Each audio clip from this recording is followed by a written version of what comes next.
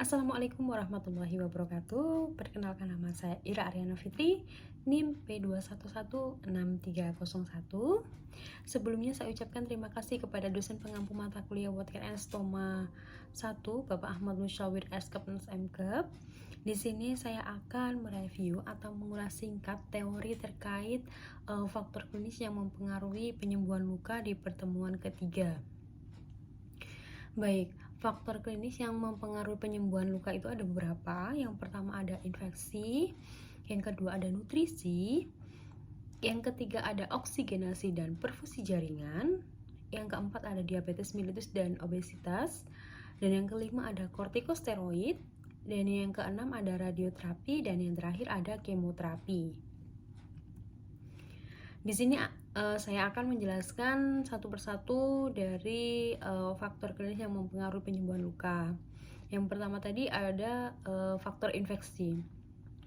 Infeksi dapat menghambat proses penyembuhan luka dan juga menyebabkan kerusakan pada jaringan sel penunjang, sehingga akan menambahkan ukuran dari luka itu sendiri, baik memanjang atau ke dalam luka itu sendiri.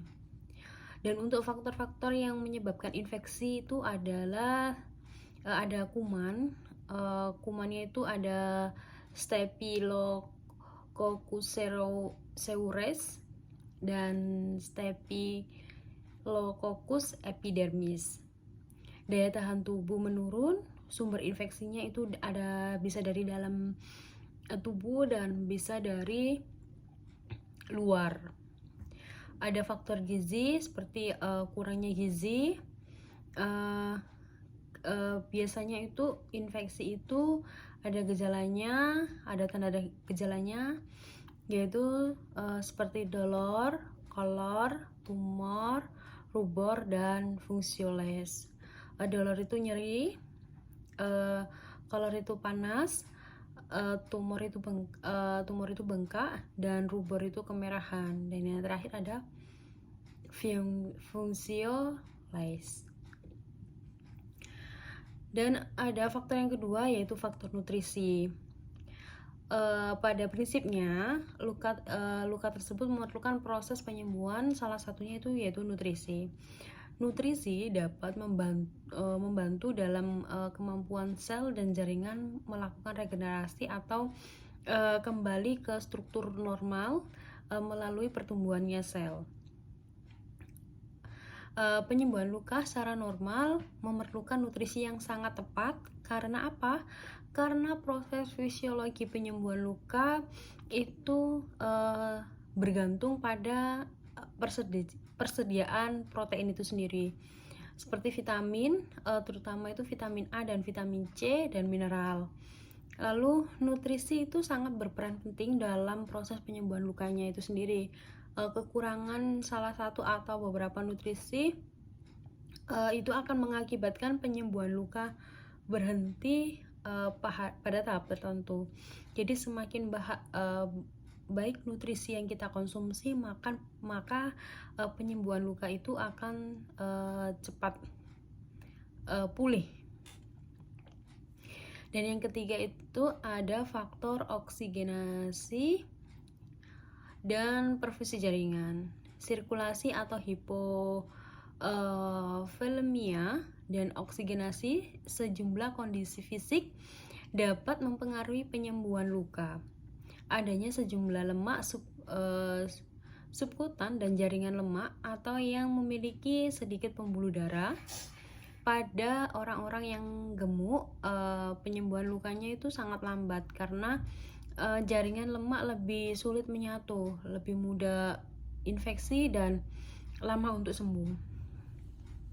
Dan aliran darah dapat terganggu pada orang dewasa, pada orang menderita gangguan pembuluh darah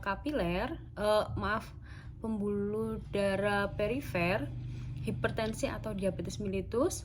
Oksigenasi jaringan menurun pada orang yang menderita anemia atau gangguan pernafasan kronik dan perokok.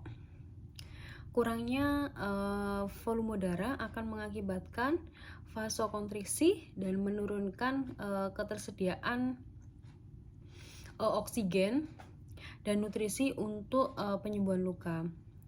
Tidak adekuatnya oksigenasi jaringan dan perfusi darah, di mana kedua hal tersebut akan menghalangi penyembuhan luka baik yang berlangsung secara normal atau hambatan dan pencegahan infeksinya itu sendiri.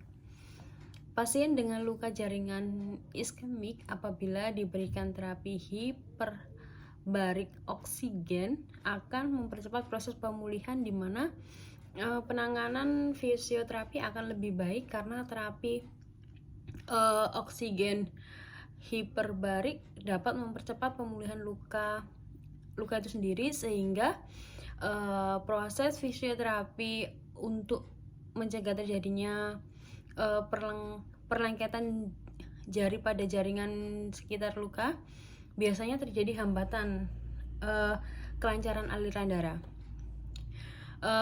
Pada oksigenasi itu sangat penting dan merupakan salah satu faktor penentu dalam proses penyembuhan luka, sekaligus menangkal terjadinya infeksi. Dan yang keempat yaitu faktor diabetes mellitus dan obesitas. Diabetes mellitus, hambatan terhadap reaksi insulin, akan mengakibatkan peningkatan gula darah, nutrisi tidak dapat masuk ke dalam sel. Akibat hal tersebut juga akan menjadi penurunan protein kalori tubuh. Penyakit yang mendasari dapat menghambat penyembuhan luka karena apa?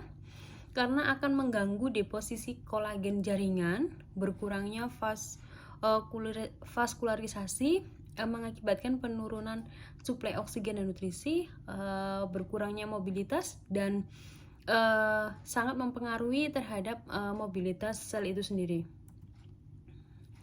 Dan faktor yang kelima itu ada kortikosteroid. Setiap fase penyembuhan luka itu sangat dipengaruhi oleh beberapa faktor kimiawi. Di antaranya pada fase hemostatis ditentukan oleh adanya beberapa faktor seperti trombosit, fibronectin, faktor von Willebrand, fibrinogen, serta faktor pembekuan lainnya. Pada fase inflamasi dipengaruhi oleh adanya neutrofil, sel mass, makrofag. Pada fase revitalisasi dipengaruhi oleh fibroblast, kolagen sel epitel, dan sel endotel. Sedangkan pada fase remodeling itu akan dilanjutkan dengan proses penggabungan benang-benang kolagen dan pembentukan jaringan parut. Serta masih banyak lagi pengaruh faktor-faktor lain dalam proses penyembuhan luka. Pada saat terjadinya gangguan dan faktor-faktor kimia itu akan menyebabkan terjadinya gangguan pada proses penyembuhan luka pada seseorang. Penggunaan kortikosteroid itu sendiri dalam waktu yang lama, lebih kurangnya 30 hari, dapat mempengaruhi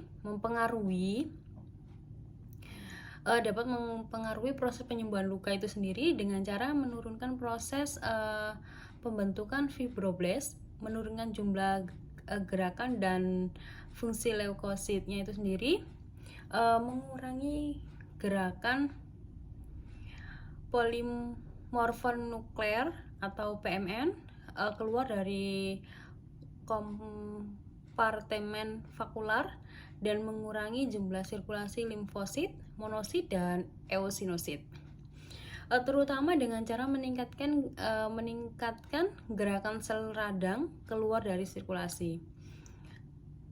Glukokortikoid juga menurunkan migrasi sel implasi seperti PMN, monosit, dan limfosit. Kefokusan cedera, sehingga menggunakan kortikosteroid dalam waktu yang sangat lama itu dapat meningkatkan kejadian infeksi serta menyebabkan terjadinya komplikasi dari penyembuhan luka itu sendiri. Yang keenam ada faktor radioterapi. Salah satu dampak dari tindakan radioterapi adalah luka bakar. Efek samping dari tindakan radioterapi adalah terjadinya kelelahan, perasaan sakit atau nyeri, dan juga luka bakar. Radioterapi merupakan salah satu bentuk pengobatan yang bisa diterapkan pada pasien kanker dengan cara mendistribusikan radiasi dengan dosis tertentu pada bagian tubuh pasien yang faal untuk menghambat pertumbuhan sel kanker, mengecilkan massa tumor, menghancurkan dan juga menyelamatkan jaringan tubuh yang sehat sebisa mungkin.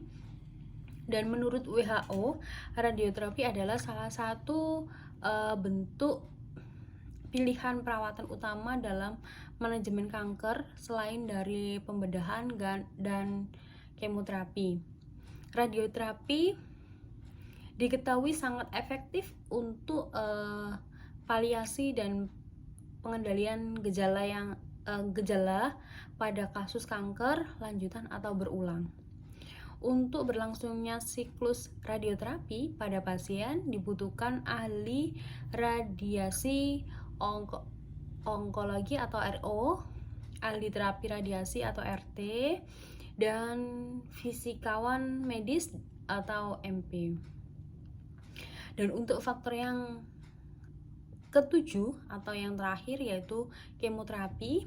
Kemoterapi adalah metode pengobatan penyakit menggunakan obat-obatan, namun kebanyakan mendefinisikan kemoterapi atau sering disingkat dengan kemo sebagai metode pengobatan kanker menggunakan obat-obatan yang diracik khusus untuk pembunuhan sel kanker.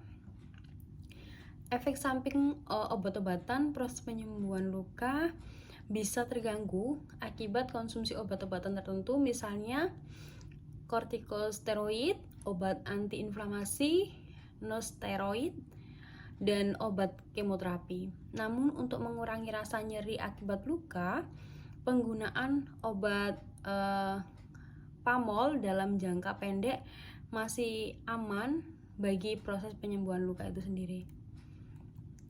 Baik, mungkin review materi yang bisa saya sampaikan hanya cukup sampai di situ. Saya akhiri. Wassalamualaikum warahmatullahi wabarakatuh.